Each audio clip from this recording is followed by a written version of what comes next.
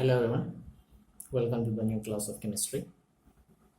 The previous class we discussed about two colligative properties, one being relative lowering in vapor pressure and the second one elevation in boiling point. The next colligative property is depression of freezing point. We will we are well aware that in the previous topic we had taken TB as the freezing point of the solvent of the pure solvent and TB0 as the freezing point of the pure solvent. So here also we will take the same condition, TF0 being the freezing point of any substance, we will take it as that, TF0 being the freezing point of a pure solvent and TF be the freezing point of that solvent in which a non-volatile solute is dissolved. So we are well aware one thing, that solution will have the boiling point, high boiling point. In this case also the solution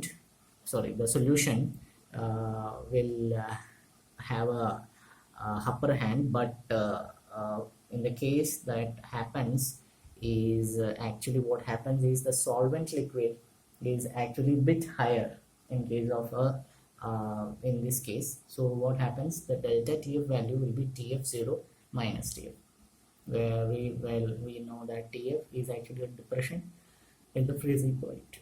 Okay, the previous topic we studied about a graph of vapor pressure with respect to the temperature.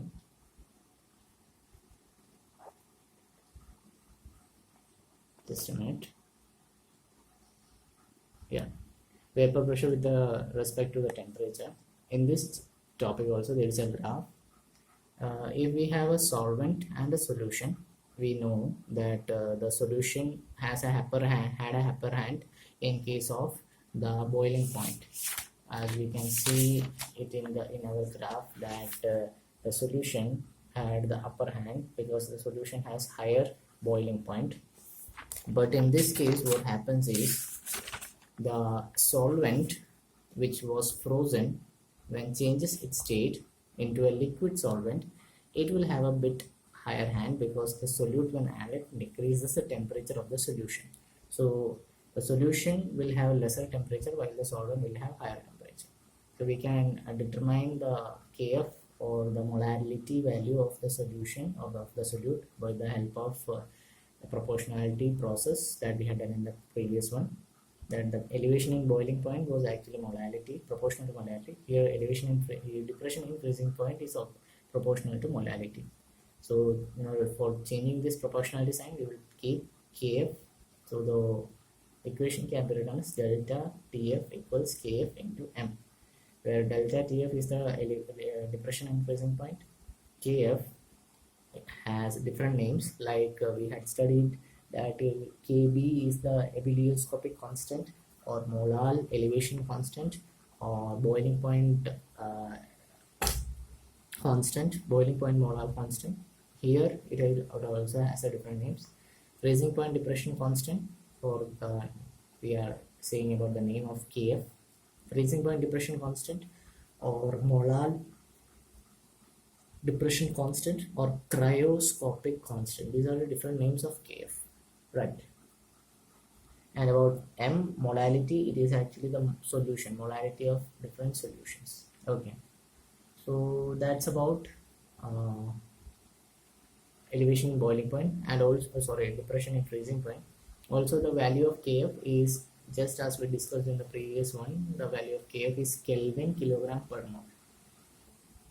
So in the equation that we had got earlier, the molality equation, we are well aware that the molality is actually mass of the solute to the total mass of the solvent in kilogram. And if we substitute it with the present values of delta Tf, you will get the formula of delta Tf as Kf into 1000 into W2 divided by M2 into W1. Kf is the cryoscopic constant, delta Tf is the depression in freezing point, W2 is the mass, is the mass of solute, W1 is the mass of the solvent, M2 is the molar mass of the solute. So we can find different values from these particular equations. Moreover, The Kf and Kb values can also be found out with the help of some values that we have. Actually, those values are, let's see what are they. We can find the value of Kf with the help of an equation, R into M1 into Tf0 square divided by 1000 into delta H fusion. R, Kf we are well aware, it is actually the the cryoscopic constant which we studied now. R is the universal gas constant. M1 is molar mass of the solvent. Tf0 is the freezing point of the pure solvent. Delta H fusion is the enthalpy of fusion of the solvent. Okay. Similar to this, we can find the value of Kb, where delta H vaporization is present, means the enthalpy of vaporization of the solvent is present. Okay. So the next topic is actually about osmosis and osmotic pressure. See, we are well aware that osmosis process is nothing but the passage of solvent from the pure solvent. See, for this process, osmosis, what happens? Semi-permeable membrane is actually taken. Membrane which is actually present in animals or in plants. Sometimes when maybe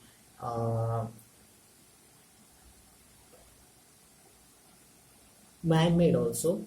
So the semi-permeable membrane in which the pig's bladder, or which is also known as the parchment, even the cellophane is used. This semi-permeable membrane actually only gets past the solvent particles, because solvent particles are very much smaller in size in comparison to the solute particles, right? But the larger quantity, the amount present in larger quantity is solvent, but still solute are particles which are present in very less quantity but are of higher size. So osmosis, what is done with the help of osmosis? It actually allows the flow of solvent so that the solvent can move from a lower concentration to higher concentration.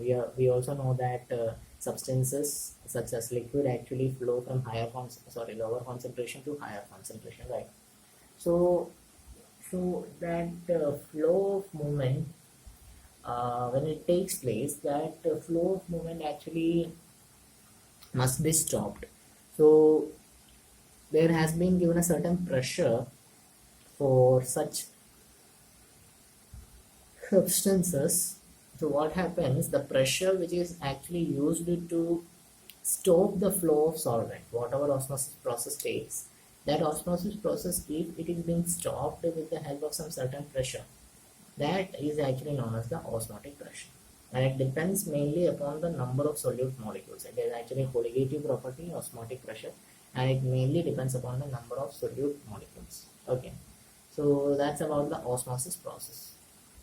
So if we evaluate a value from this equation, we know that osmotic pressure depends upon the number of solute molecules. So we can compare it with the molarity of the solution. So at a particular temperature, if the molarity is capital C, then osmotic pressure pi equals C into R into T, where this R is the universal gas constant, pi is the osmotic pressure, and T is the temperature, a particular temperature at which the capital C molarity is taken. If we substitute this molarity with the help of equation, that number of moles divided by volume, where N is the number of moles of solute and V is the volume of the solution, we will get an equation similar to this pattern. So we will get here such an equation where pi V equals WRT divided by M, where W is the mass of the solute, M is the molar mass of the solute. R we know it is gas constant, and capital T is the temperature. So if we try to find the value of molar mass of the solute, we can find it with the help of this equation. M is equal to WRT divided by pi V. Okay. So on the basis of this osmotic pressure variation, there are three types of solution. One, where osmotic pressure is same, it is isotonic solution, no osmosis takes place in that case. Second, when the osmotic pressure takes place in a certain structure, and the whatever medium it is present, it will have, if it will have a lower concentration of solvent, or we can say water, then whatever thing it is, it will try to lose that water or try to lose that extra material. That is actually known as a hypertonic solution. Okay, so what will happen in such cases, that the water which is present in extra will try to leave the cell, and the cell will try to shrink down. And in similar case, if we take the case of solution which has higher solvent or higher water concentration, suppose, and in such medium, suppose it is actually present in the cell, then in that case what happens, the cell will try to gain more and more water, because we know that the substances, whenever it moves from higher concentration to lower concentration. Means if the cell has lower concentration and outside the cell has higher concentration, it will try to move from out to in, means higher to lower concentration. So such type of solution is actually a hypotonic solution. Since the water is entering into the cell, what happens, the cell will try to swell up. Okay, so this is about the main 4 types of colligative properties. In the next class we will try to wind up this topic. Thank you and have a nice day.